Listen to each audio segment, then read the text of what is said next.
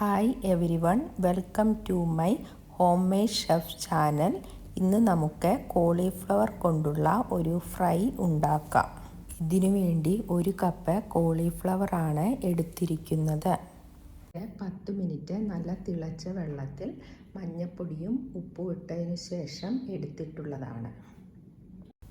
ഇനി നമുക്ക് ഇതിലോട്ട് 3 ടേബിൾ സ്പൂൺ ഗോതമ്പ് പൊടി, 2 ടേബിൾ സ്പൂൺ അരിപ്പൊടി, ചെറിയ അല്ലി വെളുത്തുള്ളി ചെറുതായി അരിഞ്ഞത്, 1/4 ടീസ്പൂൺ മഞ്ഞൾപ്പൊടി, 1 ടേബിൾ സ്പൂൺ മുളക് പൊടി, 1 ടീസ്പൂൺ ഉപ്പുപൊടി,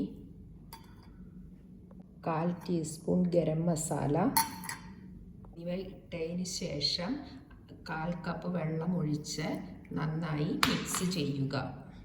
ഇത് മിക്സ് ചെയ്തെടുത്തതിന് ശേഷം നമുക്ക് ഫ്രൈ ചെയ്ത് എടുക്കാം.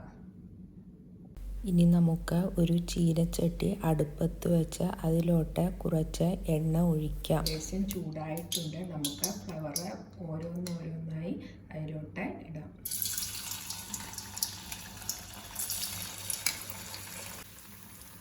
ഇനി നമുക്ക് ഇത് മീഡിയം ഫ്ലെയിമിൽ വെച്ച് വറുത്തെടുക്കാം. പിന്നെ ഇത് ഇളക്കി കൊടുക്കണം. ഫ്ലവർ ഏകദേശം ഫ്രൈ ആയിട്ടുണ്ട്. ഇത് നമുക്ക് ഒരു പാത്രത്തിലോട്ട് പകർത്താം. അങ്ങനെ നമ്മുടെ ടേസ്റ്റിയായ കോളിഫ്ലവർ ഫ്രൈ റെഡിയായിട്ടുണ്ട്. എല്ലാവരും ഇത് ട്രൈ ചെയ്ത് നോക്കുക.